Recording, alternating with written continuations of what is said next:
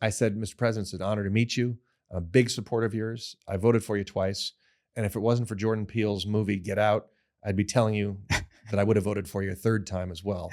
And he had to sort of cock his head and think about it for a second, but I knew he'd seen Get Out. Right. And then he really laughed, and it was a good Barack Obama laugh, and I'm very proud of that.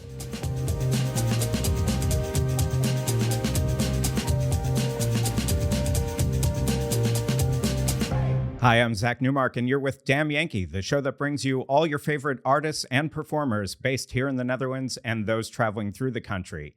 Don't forget to follow us on your favorite podcast app and like and subscribe if you're watching on YouTube. Today, we're joined by stand-up comic Pep Rosenfeld, who was nominated for an Emmy Award during his brief time at Saturday Night Live, an honor he received just a few short years after co-founding Amsterdam improv comedy club Boom Chicago. He and one of his partners, Andrew Moskos, recently released their look back on the history of the venue, called The 30 Most Important Years in Dutch History. And Pep's new book, Work, Laugh, Balance, is all about how people can use humor in their professional lives to create better situations and more pleasant workplaces. It's a topic he talks about very frequently as a keynote speaker for clients like Google and Netflix. All this time, he's still serving as Boom Chicago's director of content. Pep Rosenfeld, thank you so much for being here. How in the world did you find enough time to stop by? It was a great intro and very accurate, but somehow I was able to carve out a couple hours here through all the busyness. I was reading your book, and I got kind of like a hashtag rare, humble brag. Yeah, exactly. I got this sort of rare moment because it almost feels like, unless you're talking to improv comedy people don't really know who Del Close is, even in Chicago. It seems like the name is kind of more and more forgotten as years go on. Can you tell me first a little bit about who Del Close was for people who don't know, and what he meant to you, why it was so important to you? Absolutely. Del was sort of one of the creators of the idea that improvisation was not just a tool to generate written material, which is how it's used at, say, the Second City, but that it itself was an art form. And he, together with Sharna Halpern, they created this theater / training center called the Improv Olympic. And that's where a lot of great folks got their start. And the Upright Citizens Brigade, for example, they began, under Del Close, training with him. And Del he just pushed people and he was nuts too. Like, by the time I was working with him, he was out there. Like, he invented this stuff in the late 60s and 70s. And by the time I was working with him, call it 1990, 1991. So just recently, he would like, he'd sit and watch you do work. And then he'd kind of go, yeah, less of that because I don't find that interesting. More of this because I think we're going to get to the heart of it here. Mm-hmm. And he had this gruff way, but he'd push you. He'd force you to do creative things you weren't expecting. And one of my greatest, feathers in my personal cap was that I brought him some hash after the first trip out to Amsterdam. After the first summer in '93, I came back, brought him a nice chunk of hash to use. Obviously, this is not true because that would be, illegal. So I didn't do it. Definitely not. But if I did do it, much like O.J. Simpson's "If I Did It" book, he was delighted to get it, and I always felt like I did him a solid. And then he died just a couple of years after that. Yeah, it was. I think it's an unrelated the death. Because you and I both come from Chicago, the same part of Chicago, on the north side. And recently, my kids are 13 and 10. I just want to be clear that we both come from suburbs of Chicago. Like, whenever I say I'm from Chicago, unless I'm talking to someone who's from Chicago, and then I say I'm from just outside of Chicago. Yeah, because I'm from Evanston, and you're from even more suburban Wilmette. So yes. let's just be clear. Fair enough. Yeah. And but I was kind of getting my kids into this sort of here's what I grew up with mentality, and showing them Ferris Bueller's Day Off, which of course Del Close is, has this great sort of memorable role as a teacher in that movie.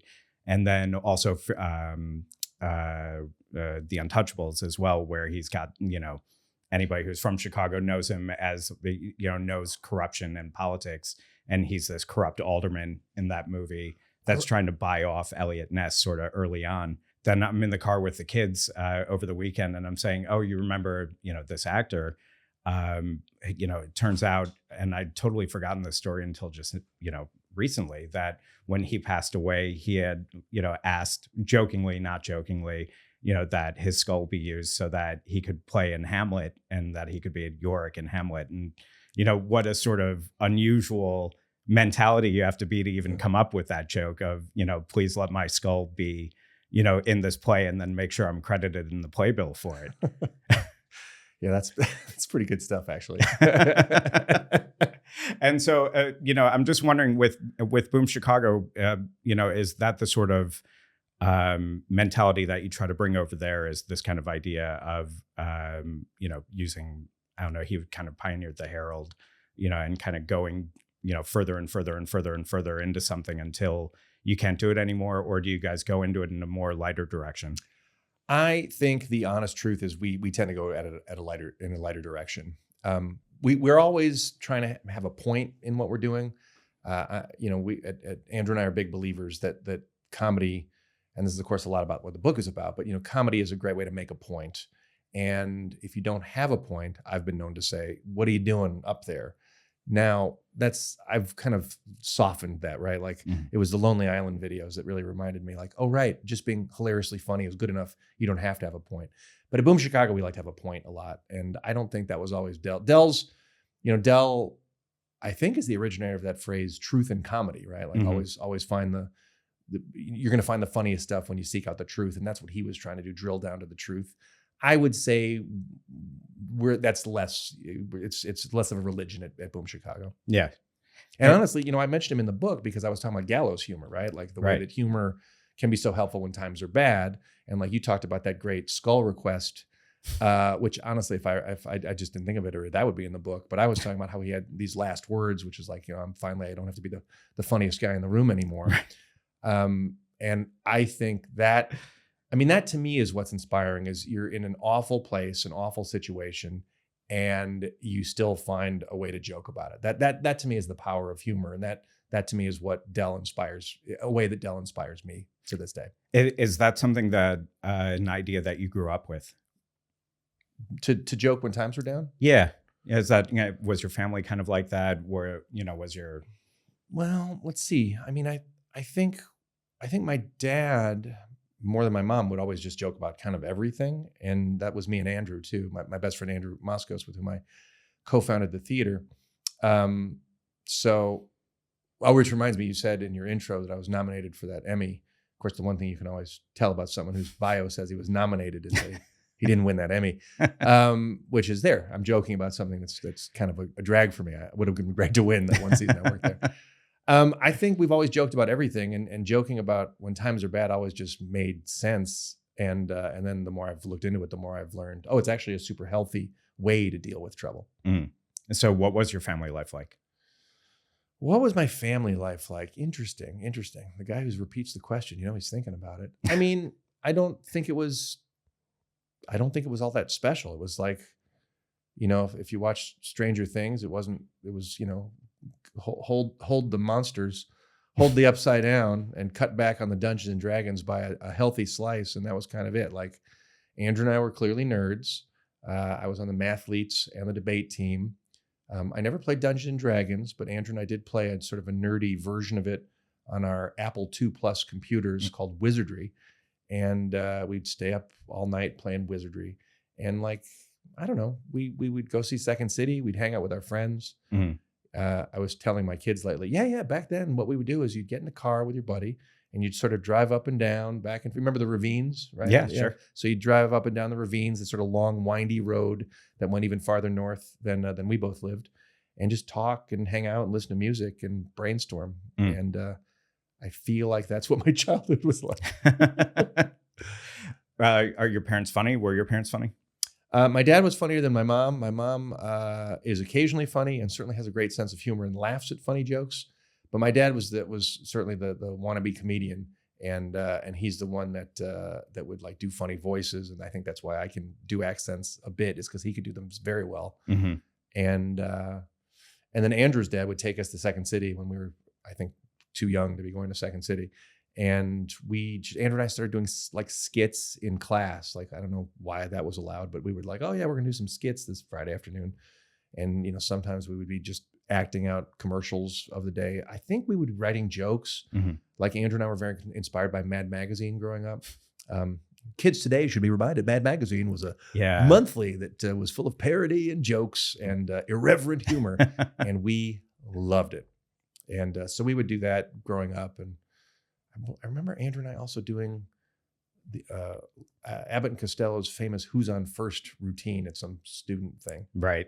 So, and then at some point you ended up, instead of, you had talked in your book also about you had been kind of eyeing Ivy League schools to go to after you're getting turns out out they of weren't high eyeing school. me. They weren't eyeing me. I applied to, my dream was to go to Stanford and live in California. I thought that'd be really cool. And for the record, when I then moved to LA, years later, it was really cool. So I was right. But no, I stayed in Evanston, went to Northwestern. Yeah. So right down the street. Right down the street. Yeah, I could bike there from home. But living on campus was very different. And Andrew also? Andrew also. In fact, we really had to we both instinctively knew we didn't want to be roommates the first year because we thought that would be ridiculous. But then the second year we were like, we're clearly going to room together this year, right? Because our roommates were not perfect fits. But what did you end up studying at Northwestern? I was a double major, economics and psychology.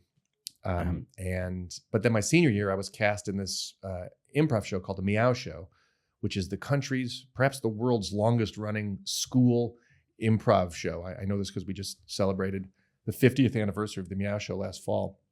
And we were doing short form improv and sketches. And I made some friends there that are still great friends of mine. But I really thought to myself, this is great. And I feel like I'm pretty good at it. And before I put my economics degree to use, I'll do some improv and see how that goes. And so I started doing that in Chicago.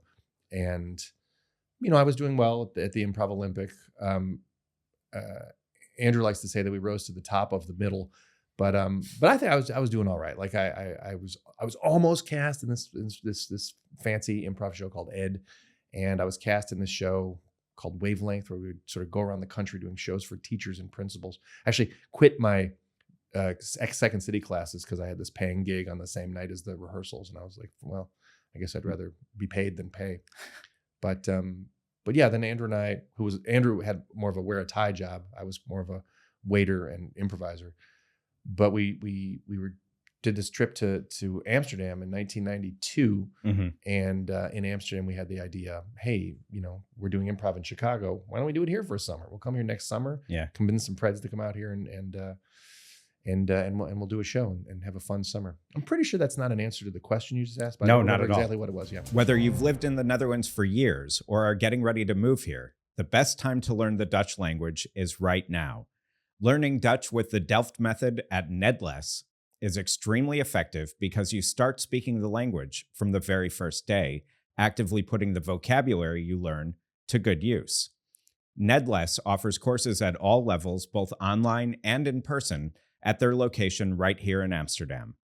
Their experienced teachers are specially trained in the Delft method, which combines studying a piece of text at home and then using words from the reading material in conversations during the next class. Students often say they feel supported at Nedles and praise the teachers for creating a safe space where they can overcome their fears of making mistakes. They also specialize in helping long-term immigrants, like me, tap into the passive knowledge they have about Dutch so they feel more comfortable speaking and writing in the language.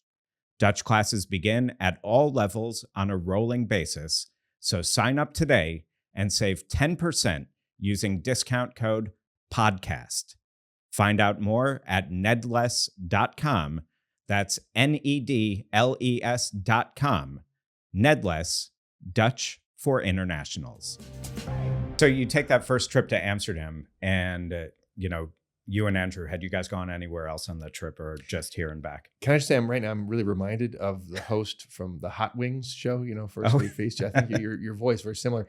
And I keep expecting us to be eating some hot wings. And honestly, I'm slightly disappointed we're not. See, I just made the joke to my dad that I think the next time I'm going to start doing deep dish pizzas out here and force people to just have this gooey mess of cheese and tomato sauce right up to their slightly different challenge. Yeah, it's a different show. Definitely a different take. But no, had you and Andrew, had you guys gone anywhere else?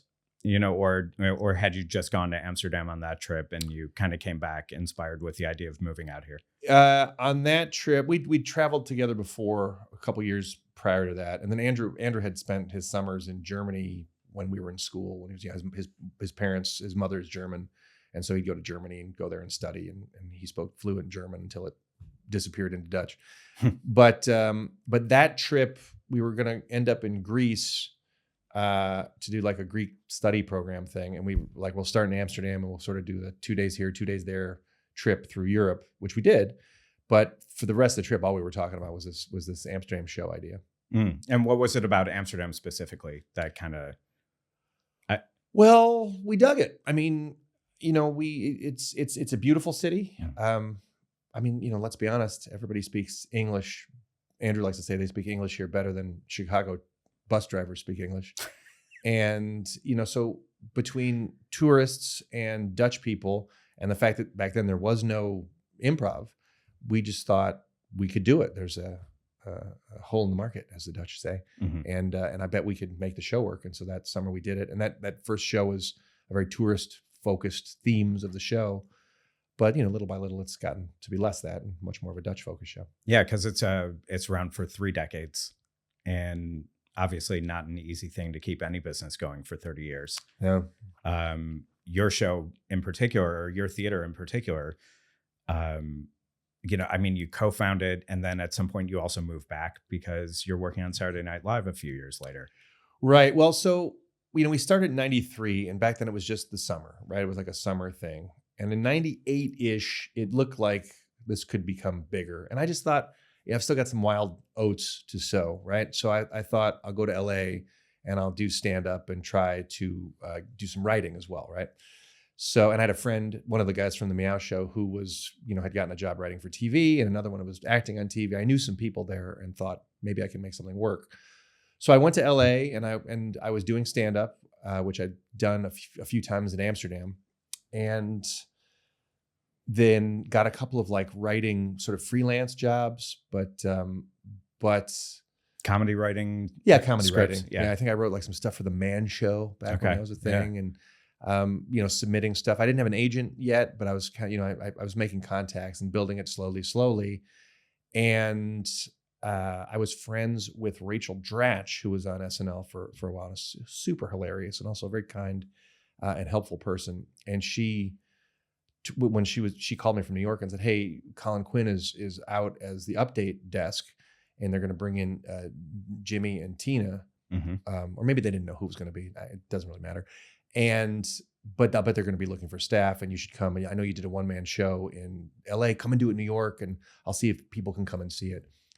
And so that's how I got that job at SNL, was because, nobody from SNL came to see the show, but then I was called in. "Hey, I heard you did a show." Oh, that's great. So that's how it works. But once again, I think I'm diverged from your initial question, but it was just, why'd I go back, right? Yeah. And that's why I went back to sow some wild oats, and it all worked out. And then when Saturday Night Live told me they weren't going to renew my contract, which was a drag, but my agent, because what do you know? You get a job, you get an agent.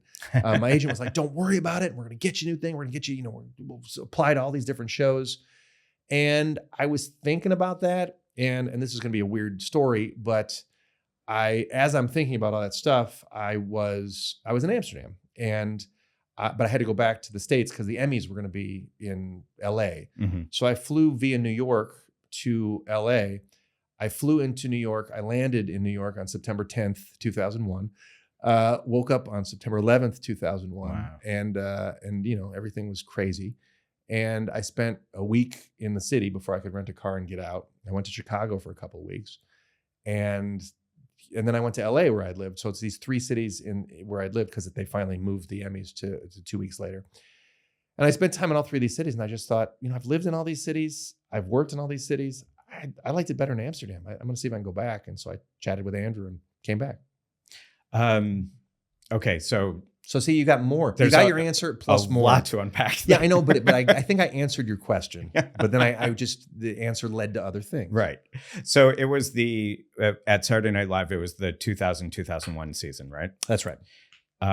Very strange time to be at Saturday Night Live, it seemed. It was great. It was the hanging Chad Bush Gore election was that year, so I was there That's for right. that, and then the beginning of the Bush world was there for that. But also such a huge transition kind of in terms of era for Saturday Night Live, because you're coming out of like Will Ferrell and going into, sort of this Jimmy Fallon, Tina Fey era. It was really, you had still kind of these old members of the cast that had still been in there for about 5 or 10 years that were on their way out, and like really a lot of new members that were all coming in. I think Will was still there for a while afterwards, right? He was just doing that movie about the male models. Zoolander. He was just doing Zoolander then. Yeah. So here's the dirty secret, right? The dirty secret is I was writing for Update. I was writing for Weekend Update, the news segment for anyone who doesn't watch SNL. And they kept us in the Weekend Update room. I don't know if that's still how they do it, but we would be kept in there. We rarely hung out with the actors. We rarely hung out with the hosts. And so I wasn't able to pick up on any sort of vibes like that at all. I was writing news jokes and I was loving it. But did you ever get on stage? No. I mean, it's funny because I wrote a piece for myself once to go on stage. Yeah. And then now years later, I'm like, that is a ridiculous idea. It's a ridiculous idea that like some writer his first year was going to go on stage. Like it was crazy. But that's what everybody says Saturday Night Live's like, is that you have to, if you're not writing it for yourself, nobody's going to write it for you. I certainly, then I took that advice, but in hindsight, it was ridiculous to think that was an option. You don't want to pass yourself off as being like arrogant and, thinking that was going to be it. The worst is I was arrogant. Like, I just been running my own company for 4 years, right? So everybody does what I say in Amsterdam. I mean, to an extent, did what I said to an extent. But then I got there and I just wasn't playing the politics right either. Like it just, but it's great because I love where I am right now. So I'm glad I didn't play the politics right.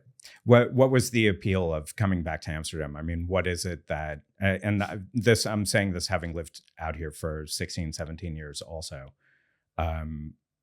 for you, what is it that New York doesn't have, Chicago doesn't have, or LA doesn't have that you find here in Amsterdam that that makes it a place that you want to call home? Well, I was at a party I was at the New Year's party while I was at SNL, right? That New Year's, I came out for the party here, and Jan van Omen, who was a friend of Boom Chicago's and was a fellow that was helped us build a lot of stuff. He's a great guy. He said to me while super hammered, "Why would you not come back here? Because there you write the jokes and here you make the jokes." And I had to admit there's some wisdom in that.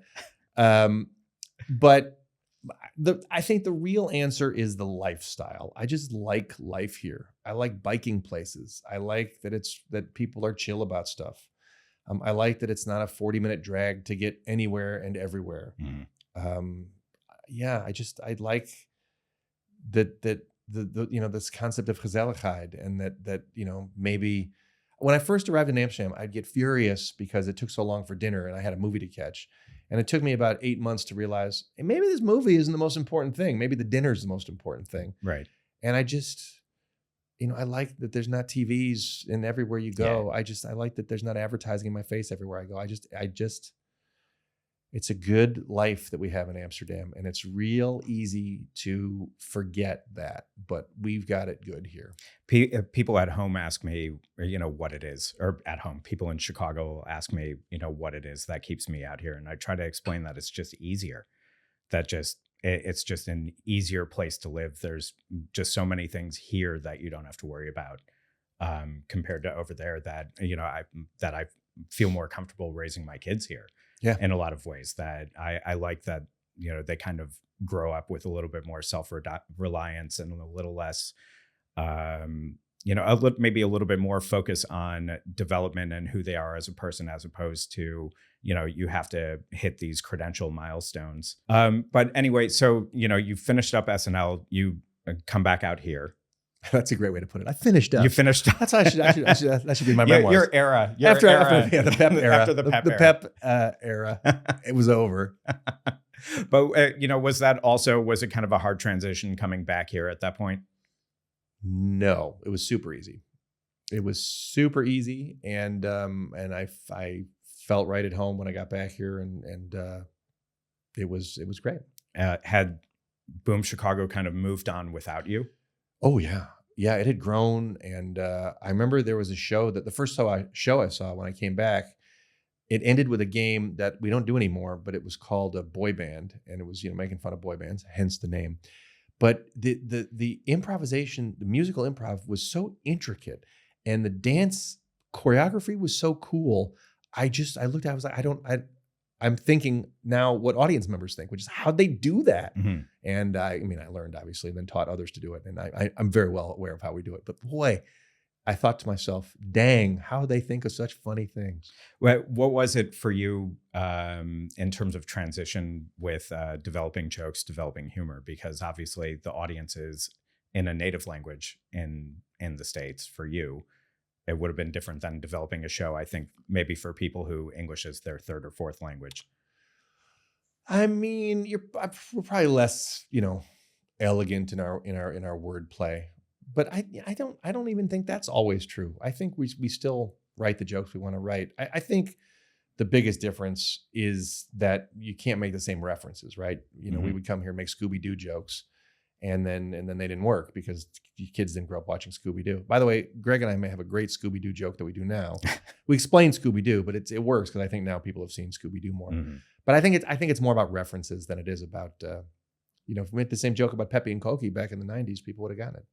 Is it, then is it hard for you, being an immigrant here? I guess you're not really an expat at this point after living here that long, but being an immigrant here and trying to develop that sort of pop culture knowledge, or do you just say, you know what, I don't know what Dutch television was in the 60s, and that's okay. I can, No, I don't have to make learn. those types I of like jokes. to learn. I like to learn about the past, the present. When Greg and I do shows about politics, then I got to re-get myself up to speed on Dutch politics too, because I like to learn about the stuff I'm wading around in, and I hate being the stupidest one in the room. I don't have to be the smartest one in the room, though I like it.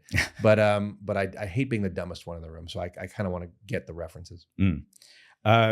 And Boom Chicago itself, also as a theater, first having been on Lides of Plane, I think that was the first space, was Lides of Plane at the big square in the city center. Right. I mean, that was the third space, but the first summer was just the back of a bar. And right. then the next 2 or 3 years, we were at the space across the street from the Melkweg, which is now for people who don't know, a music venue on a city center square, and then Boom Chicago moved into its own space on that square, right, which developed into a theater, but then moving to really a theater. I mean, like really a proper, what is it, 1,000-person theater or so? It is not 1,000 people. I think we hold like 350 people. That big, in the big space in the main space, room. Yeah. Feels bigger. Maybe 400 if the balcony's full and there's no tables. Yeah.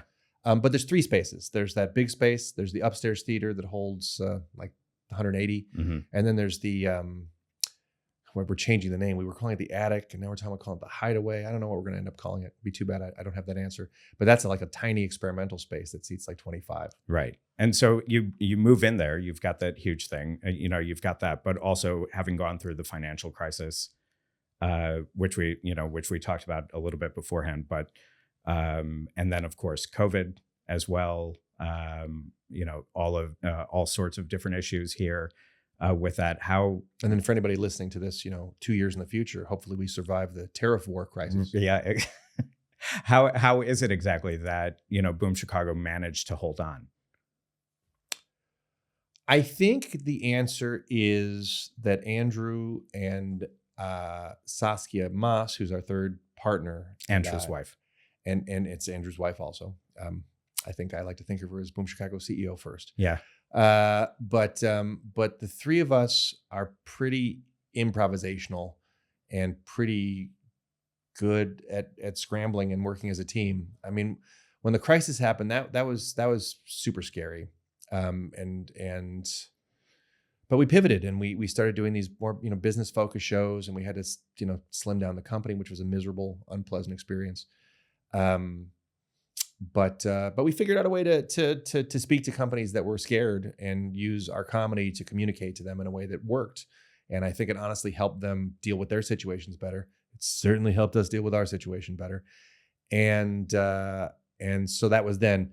there was a moment, and then when COVID happened, I mean, at first I flipped because, I mean, I had a full calendar, probably too full, and then it went to 100% empty calendar, and the three of us got together, and I was downright nervous, right? And Sas was a bit more confident, and Andrew was somewhere in the middle, but the three of us just sort of put our heads together and said, okay, what can we do during this time?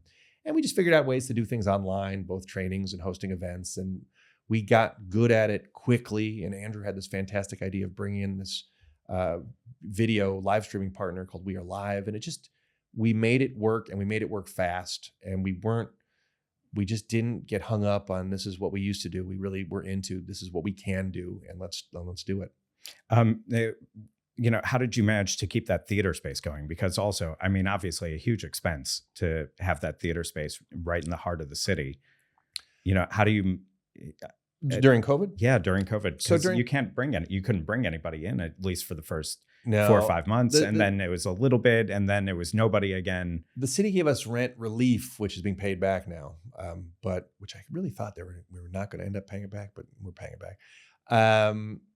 But the city gave us rent relief, and I mean, again, another great reason to live in Amsterdam instead of the States, where I can name places that went bankrupt during COVID. We got some support. We got support from the government, and we got rent relief from the city, and it helped us get through that period. Yeah, and with this development of the further development of the business program, obviously that's kind of been your thing. Yep, that you've been working on for at least 5-10 years. Yeah, in fact, since 2018, it's really been my core focus as the business stuff, which I think is probably why I ended up writing the book, because there's just so much that we do with comedy that works for businesses. I just wanted to get this message out there that humor is not just like a humorous thing. Mm-hmm. That was a dumb way to say that, but humor is not just this cute, fun thing. It's also a great way to communicate. It can really help businesses, and we saw that during the crisis. We saw it again during COVID, and yeah, I've seen it up close and personal a lot. Mm-hmm. Since I really focused mostly on it since 2018. Okay, so we've talked to a number of comedians on the podcast. I've talked to a number of comedians, just in real life interactions. I bet they were funnier. They're probably funnier. I'm being so serious. I wish I was being funnier. No, you're doing good. You're doing good. But for a lot of them, corporate gigs are like, death are absolutely the last possible thing that they want to do. And it's for the people who I know who do them, it's really just doing it for the paycheck. And get in, get out as fast as you can, and hope that it's just not an awkward, life-changing experience that turns you to an economics degree. So what I'm wondering is, how is it that for some comics, it's just this awful experience, and for you, it seems to not be? Well, I mean, I think of probably a couple reasons. I think one of them is just, I was an econ major. I run my own business. I'm interested in business. I like coming into companies and seeing what makes them tick and learning what makes them tick. I like hosting business events and learning what thought leaders are thinking and how, what the trends are. I'm genuinely interested in that, right? So I think that's part one. I think your average comedian probably isn't and doesn't have to be. I do think a big part of it is that most comedians want to do their act and then walk away. And that's not what we do at Boom Chicago, right? When we do a show, we learn about the company, we find out what makes them tick, we write jokes about that, and then we do stuff about them, and we like it. Like every comedian likes it when they make jokes and then the audience laughs. Okay, we're making jokes tailored for these people, so they laugh like extra hard. So I think that's a second big reason, is just we're doing it differently. We have a different model. We're not the mountain climber that comes in and tells you about their mountain climbing story. We come in and talk about you and make jokes about you. I think the third thing, I mean, by the way, it's a great business model, right? We come in, we learn about a company, we make jokes, we make fun of them to their face, we drink their wine, and we send them an invoice. Like it's a great gig. I think the third thing though, and this is the sappy part of it, but I 100% mean it, is I was at a business event. I was at the Nordic Business Forum in Helsinki. I've hosted that for a few years. Great event. And I'm backstage listening to someone talking about purpose. And I was thinking, do I have a purpose, or am I just there for the paycheck? And the more I was thinking about the work we do with companies, the more I just thought about, we go in, a lot of what we do. So we do sort of three things: host events, We write jokes for events, and then we do these sort of masterclass workshops, and I do keynotes as well, right? Mm-hmm. Those last two things, the keynotes and the masterclass workshops, we're going in and we're helping people communicate better. We're making them laugh in all cases. And it just hit me that, people go to work and they're there for a third of their life, right? A third of their life, half their waking hours basically are at work, 2/3 if you're American. And not everybody loves their job. And most people don't hate their jobs. But I have friends that don't like their jobs, right? And they're in it for the paycheck. And I've got a great friend that lives in New York, and he makes a good living, but he doesn't love it. And I just thought, he makes more than I do, but I'm happier than he is with my work. So I like the idea that I go in, and when I leave, the company's this much better than it was before I left, before I got there, at communicating in a positive way to each other, in collaborating together. Mm-hmm. And then they all laughed, and they got to laugh at the stuff that bothers them and annoys them. And I just feel like that's an honest to goodness societal good. And therefore it was okay that I didn't become a doctor. So like my mother wanted. Like your mother wanted. Yep. Yeah, exactly. Did you grow up Jewish by any chance? Yeah. Yeah. All right. I'm familiar with that argument. By the way, there's a point in the book where I talk about that friend of mine, Paul, that became a doctor. So I just saw him and gave him a copy of the book, and I signed it like, hey, turn to page 16. I think you'll like it. Americans, you still have one last chance to collect the extra $1,400 the U.S. government owes you from round 3 of the stimulus package if you're behind on your taxes. The experts at My Expat Taxes can guide you through the process just like they helped me. If you haven't filed taxes in the U.S. in a while or ever, My Expat Taxes will quickly and easily bring you up to date with the IRS. That way, you can still collect that stimulus check, but only if you sign up and file by June 16th. Even after living abroad for 17 years, American tax bureaucracy used to feel like a Kafka-esque nightmare for me, but not anymore. My Expat Taxes gives me a real sense of relief with their easy-to-use, up-to-date software, maximizing tax benefits like the foreign earned income exclusion, and they even filed my bank account reporting at no extra charge. They are secure and reliable with a commitment to data privacy and confidentiality. So whether you're catching up or simply filing your return on time, let the experts at My Expat Taxes wipe away your tax anxiety. Use discount code DAMYANKEE and get 10% off your purchase. That's DAMYANKEE, Damn Yankee. At myexpattaxes.com, your life just got a whole lot easier. Did you, was there one of these business events that you walked away and you just felt like you killed? Just one? Like one that really stands out in your mind? This is going to sound terrible. They all do. They all kill. It sounds so arrogant, but I mean, I guess some kill better than others. Not as arrogant as trying to write yourself onto Saturday Night Live, but that's fair. That's fair. Every time we do come in and do jokes about the folks that are there and make fun of the stuff that they're annoyed by, every time everybody loves it. It's like a sure thing. It's like I've never met anybody who had therapy and was like, oh, the therapy made my problems worse. Mm-hmm. Like it makes it better every time. I've never done a communication workshop where people were like, no, we're communicating worse. They always have a great time. They always have a great time no matter what. And if they get this much better at communicating, then that's fantastic. When I first started doing keynotes, I would do the keynotes and I thought to myself, everybody had a great time. I don't know if they got the points that I wanted to make as clear, but now I make them much more clear. And I feel like people laugh and they have interactive moments that they dig and they have takeaways that are actionable for them and their folks.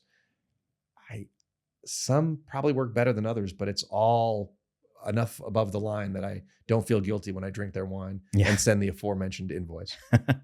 Is there, then in that case, is there one show that you did on stage that you felt like, not for a corporate, but for, an actual ticket paying audience? Is there one show where you're like, that's it? That's kind of, for me, the defining moment? Or one bomb? Greg and I did a show once called Going Down, a comedy show about pessimism. And that always stuck to me because there were so many little elements in there that I just loved. and it had a start and had a middle and it had an end that linked back to that. And it was a great Dutch people are like this, American people are like this, and it was a great show about politics and a great show about pessimism. And I think my wife fell in love with me during that show as well. I think she watched the show and thought, yeah, he's all right. Your wife's Dutch. Yeah, my wife's Dutch. Yeah. So that might whatever the opposite of poisoning the well is, that might sweeten the pot. That sounds like the opposite of poisoning the well. Yeah. Anyway, slice it. Check the well and the pot before you taste it. That's my advice.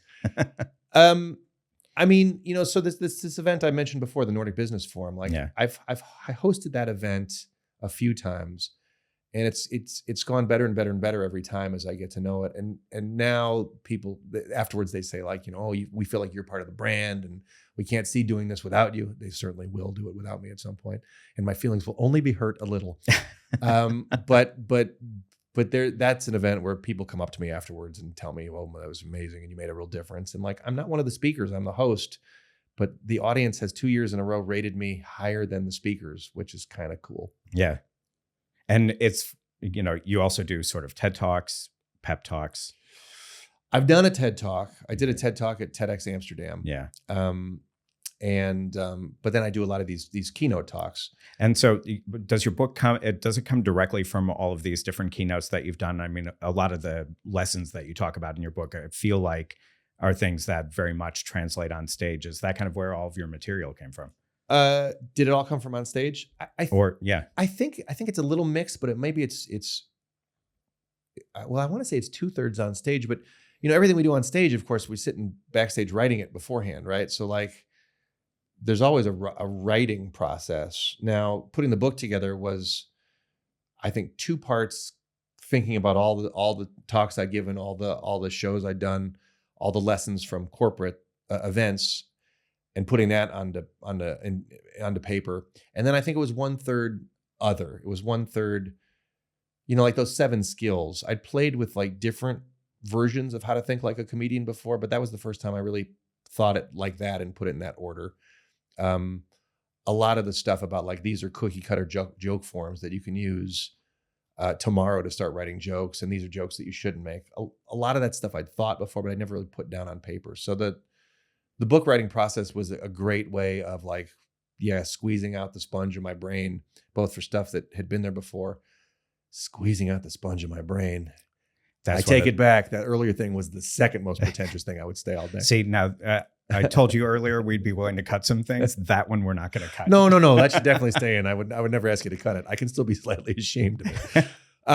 But it was a nice mix of old ideas put in a different order and fine-tuned a little bit, and new ideas that found a structure for the whole thing and a kind of a methodology out of the madness. Do you think anybody can be funny?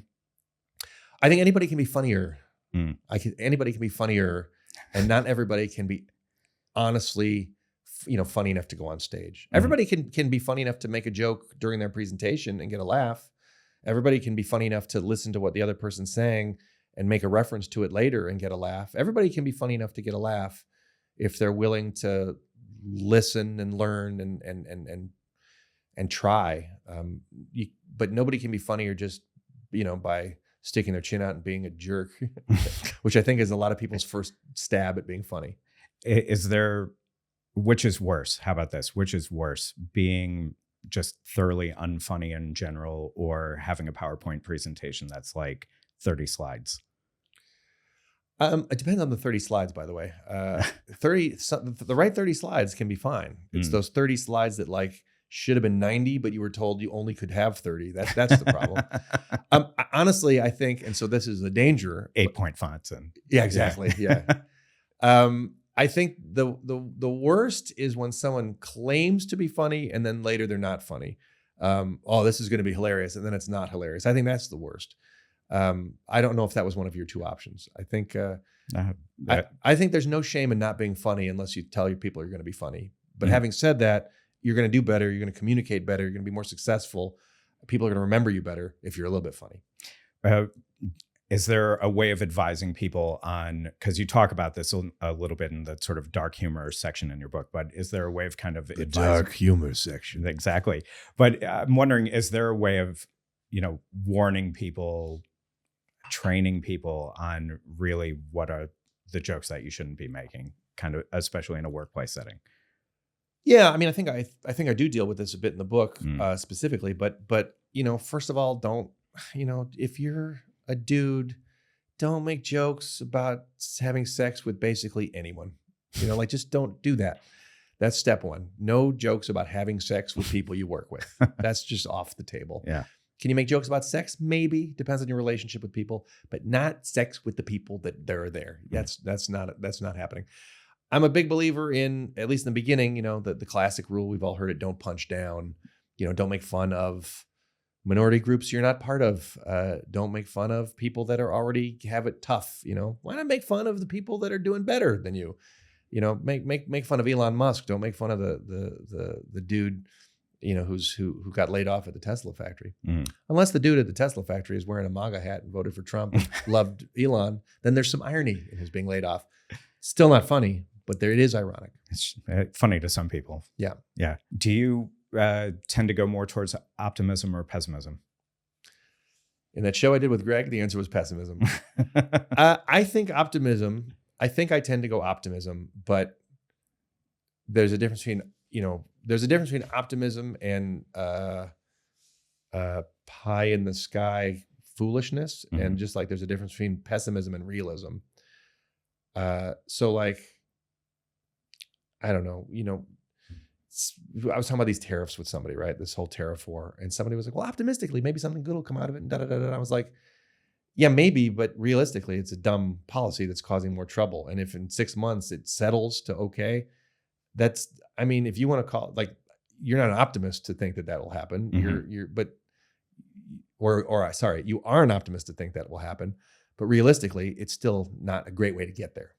Is this kind of your approach of using improv, or your kind of feelings towards improv? Because it sort of feels like something goes weird, something goes wrong.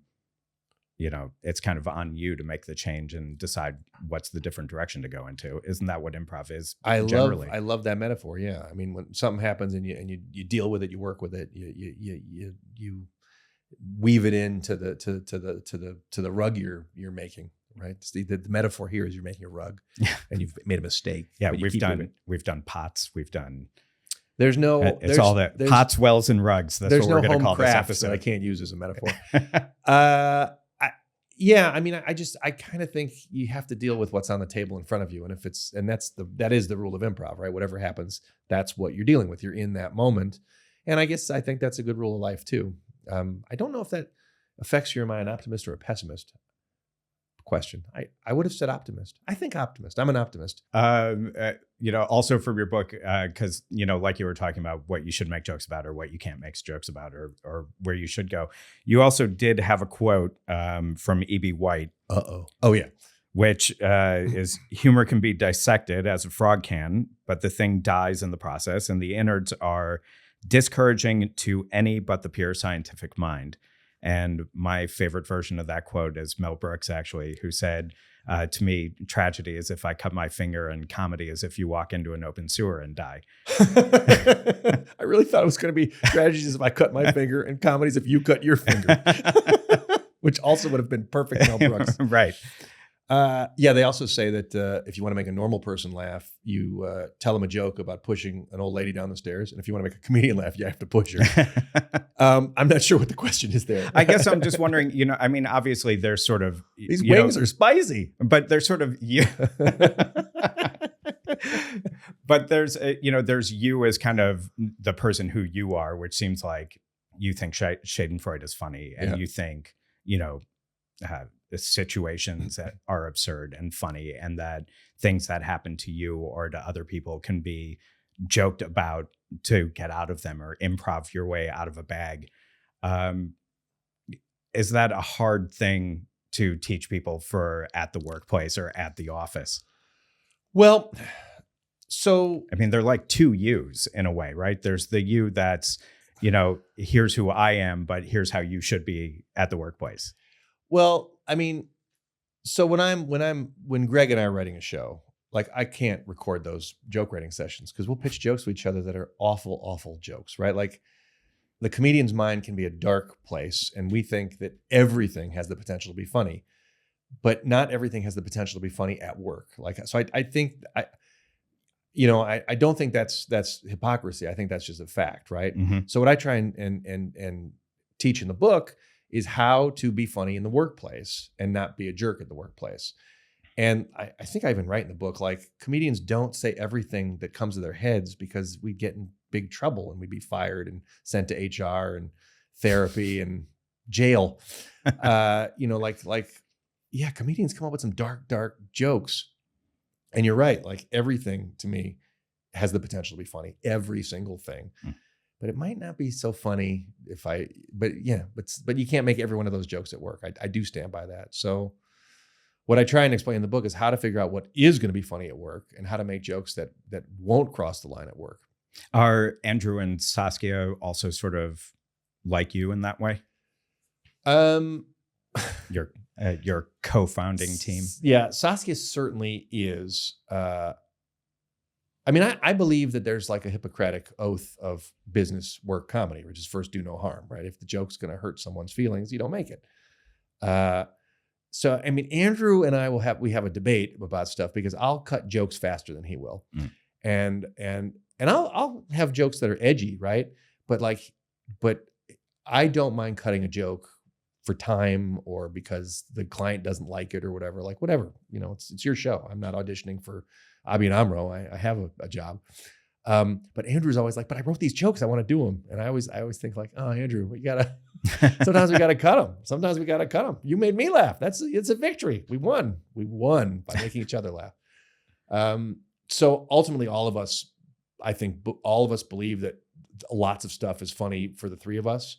And we also believe that some things aren't funny for, at work. What's life like in the back office then? Life is a lot of you mean the back office when Andrew, Saskia and I are meeting? Yeah, well, or just at Boom Chicago in general. Is it like every other workplace? Plus jokes. Yeah. Yeah, I think life at Boom Chicago is every other workplace plus jokes. But I haven't worked at a lot of other workplaces. Certainly not in the last 30 years. And I find that when I'm at a sales meeting or when I'm just hanging out with some of the team with whom I don't work so much, I'm just always delighted at how energetic folks are and how positive they are and how cool they are.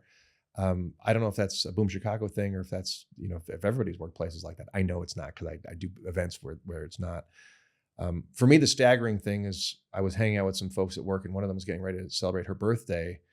And, oh, how old are you? And she said 31. It's like, oh no, you're younger than Boom Chicago. I right. Sit down and take that in. But right. That's a lot of people at Boom Chicago.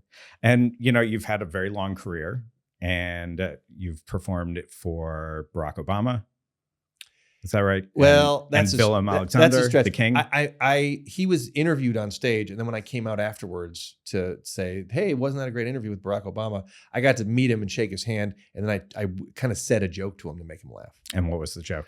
The joke was, I said to him, Mr. President, it's an honor to meet you. I'm a big supporter of yours. I voted for you twice. And if it wasn't for Jordan Peele's movie, Get Out, I'd be telling you that I would have voted for you a third time as well. And he had to sort of cock his head and think about it for a second, but I knew he'd seen Get Out. Right. And then he really laughed, and it was a good Barack Obama laugh, and I'm very proud of that one. Oh, that's nice. Of course, as a Chicagoan, you could have voted for him a third time. Nicely done. And nicely there done. you go. We'll see if we get the option to vote for Trump a third time. We'll see. He says we will. And Willem Alexander, you also did something with the Dutch King at one point. I was hosting an event. It was a TED event. It was in The Hague, and we were warned that then Prince Willem Alexander and Maximo would be there, and we were really told how they had to be introduced a certain way, and it was really a big deal, and they're going to get in trouble if we say it wrong. But I didn't really hang out with him. I got to chat with Maximo afterwards. We were debating whose Dutch was better. And it was pretty clear hers was. Obviously. Yeah, hers was way better than mine. Yeah. But it was a nice bonding experience for us both. And, with Boom Chicago, obviously you've had, for people who don't know, just the, large number of really famous people who have come through here before they were famous. Seth Meyers, who you've talked about a number of times, Jordan Peele also. Who are some of the other ones that have come through that maybe are kind of closer to being household names now? Well, I think Brendan Hunt, certainly since Yeah. since Ted Lasso, he and Jason Sudeikis and Joe Kelly, who's not on Ted Lasso, but who's one of the creators and certainly one of the writers of the show. They both that was a nice boost for Boom Chicago when that show did so well, and it was a great show. I would have loved it even if it wasn't created by Boom Chicago people, but it's nice that it was. Amber Ruffin, fantastic, had her own show still on TV with Seth's show, and now is on. Yes, don't tell me. No, don't. Oh, wait, don't tell me. But that's not what it is. Wait, no, don't tell I'm me. sorry. The NPR show. No, she's on Amber. I'm so sorry. And I was at a taping of the show 3 weeks ago. Have I got news for you? Have I got news for you? All I could think of was those initials. Right. That's terrible. And Amber's on Have I Got News for You? And so Kay Cannon, wrote and directed the first Pitch Perfect movie, and a couple since then, and she did that recent Cinderella. So I guess what I'm curious about is, where does Boom Chicago have to go and find talent, or do people come to you? Do people come and seek out that theater now, like people will seek out IO or Second City or Upright Citizens? Yeah, they do. People do seek out Boom now, but that started. I mean, that probably started in the early 2000s. I mean, once Seth was cast on SNL, and I mean before he was, head writer and sitting at the update desk, but when he was just a cast member, I think that was pretty good. And then we had a couple people on Mad TV, and that was impressive to the improv community as well. So even from then, Heather Campbell, who writes for Rick and Morty, I mean, that might be, for me personally, as such a Rick and Morty fan, that might be my proudest cap feather. That's the proudest feather. I'm trying to bring it back to Wells and Ruggs, but I'm going to fail. So I'm just going to go with feather. We'll just go with feather in the cap. Yeah, feather in the cap. Is there anybody, that you've seen recently, that you've seen doing stand-up or improv that you'd like to see them on the Boom Chicago stage? Boy, it'd be great if I had an answer, and I don't. I don't see a lot of young and upcomers anymore. Like I don't know who's up and coming in Chicago or LA. I mean, every established comedian who also has a job on The Daily Show, we want them. Right. But that's different. That's a different take. Yeah. Yeah. So what's next for Boom Chicago? I think next for Boom Chicago proper is we're getting excited about oh, look, we're both wearing eccentric pink socks. I have my my lucky cat socks that my daughter got me. You've got penguins, Christmas penguins that I'm sure my wife got me. I'm not sure they're lucky. We'll find out. We've got our comedy festival this late June, early July, and it's going to be, I think, the 6th year of the comedy festival, and it's exciting, but it takes a lot of, we really have to gear up and to get it done. Stacy Smith, who runs the comedy festival, puts a lot of heart and soul into it. But I think Seth and Josh are going to be here, and Seth Meyers and his brother Josh Meyers are going to be here doing a family trip. So they're going to record their podcast, but live from Boom. That's exciting. That's nice. Brendan Hunt is going to come and do his one-person show about the Beatles, which is it's about the Beatles and his relationship with his mother, and it's a beautiful show. And then also non-Boom Chicago wise, the fellas from Epic Rap Battles of History, of which I'm also a huge fan, are going to be on the Boom Chicago stage. I'm very proud of that. Yeah, it's exciting. Yeah, you've got a lot more shows that are just sort of generally coming through, and with people on your stage that we like a rented out theater, and we become a great venue. I mean, we're a fantastic venue for that person that doesn't seat 1,000 people, but seats 350 people, or 350 people twice. Mm-hmm. We're a perfect venue for those folks, and we get a lot of those shows. And yeah, it's always super fun. And that's a lot different than a few years ago, because there weren't shows like that in Amsterdam where 500. I feel like where you'd get the stand-up comedians that could fill the Ziggo Dome or fill a 16,000 person hall, but not really the shows for a 400 person venue. Well, you know what it is that these comedians that make themselves popular on Instagram or TikTok have this huge following that we've never heard of, but then I'm a Greek language comedian. I only do Greek language comedy. and you want to do a show at Boom? Yeah, we sell 300 tickets. Then yes, please. I thought so. Yeah. And so that's, I think a lot of that is social media marketing has changed that. Yeah, but also, I mean, stand up, maybe improv also, but stand up's sort of in this golden era now that I kind of feel like it's way more popular than it has been in 20 or 30 years.